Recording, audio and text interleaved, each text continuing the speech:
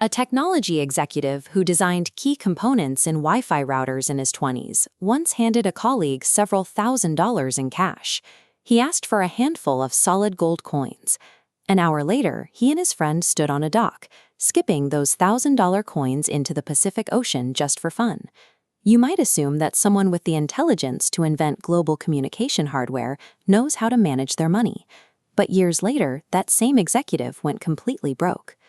Compare that to Ronald Read. He spent 25 years fixing cars at a gas station and 17 years sweeping floors at JCPenney. He lived quietly and chopped his own firewood. Yet when he died at age 92, he left $2 million to his stepkids and $6 million to his local hospital and library. You won't find a story of a janitor performing a better heart transplant than a Harvard-trained surgeon. You won't see a gas station attendant outperforming top nuclear engineers. But in finance, someone with no college degree and no connections can massively outperform the best-educated minds in the world. Doing well with money is not a hard science governed by math and IQ. It is a soft skill, where how you behave is more important than what you know. When a genius loses control of their emotions, it leads to a financial disaster. People do strange things with money, but no one is actually crazy. Every financial decision a person makes checks the boxes they need to check in that moment. Our wildly different life experiences, the economies we were born into, and the values we were taught program how we view the world. What looks outrageous to you might make perfect sense to someone else. We also judge success without accounting for the twin forces of luck and risk. Bill Gates is brilliant and hardworking, but he attended one of the only high schools in the world that actually had a computer in 1968. Success requires individual effort, but it often relies on compounding, uncontrollable luck. The same logic applies to failure, which is often just the unforgiving reality of risk.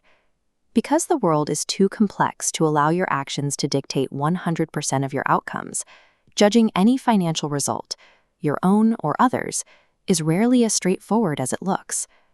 This blindness to reality gets dangerous when expectations rise faster than results.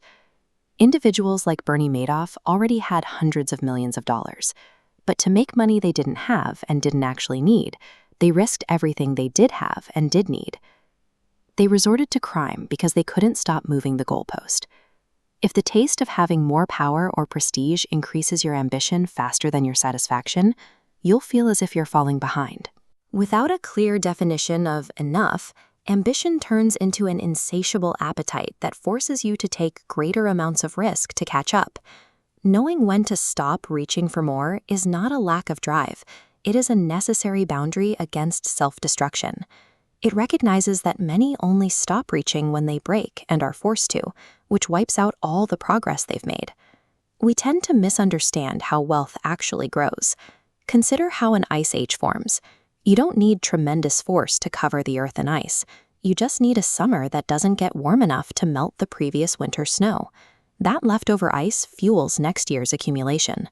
Small, relentless growth over a long period leads to extraordinary results. While we study Warren Buffett's stock-picking acumen, we often overlook the simplest fact. He has been a consistent investor since he was 10 years old. His fortune is a product of 3/4 of a century of compounding. He simply stayed in the game longer than anyone else. This reveals a conflict in the skill sets required for wealth. Getting money requires taking risks and being optimistic, but keeping money requires the opposite.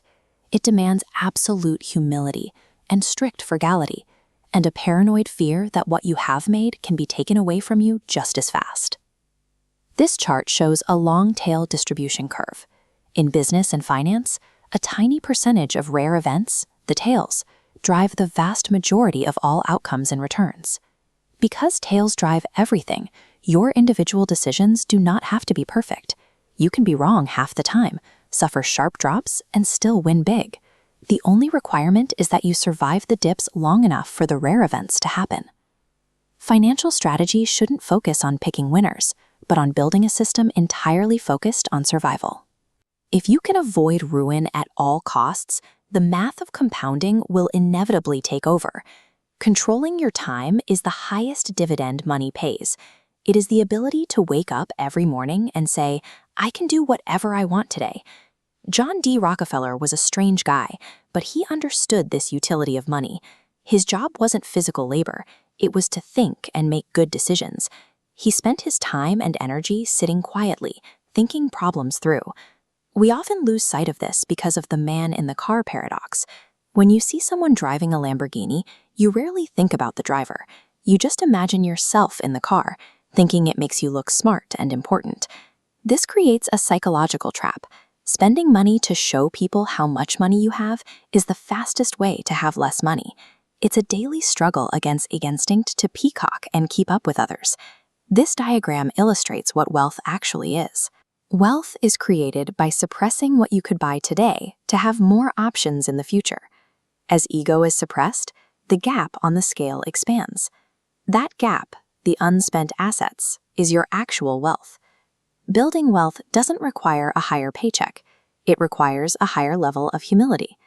By widening the gap between your ego and your income, you create the hidden savings that buy your autonomy.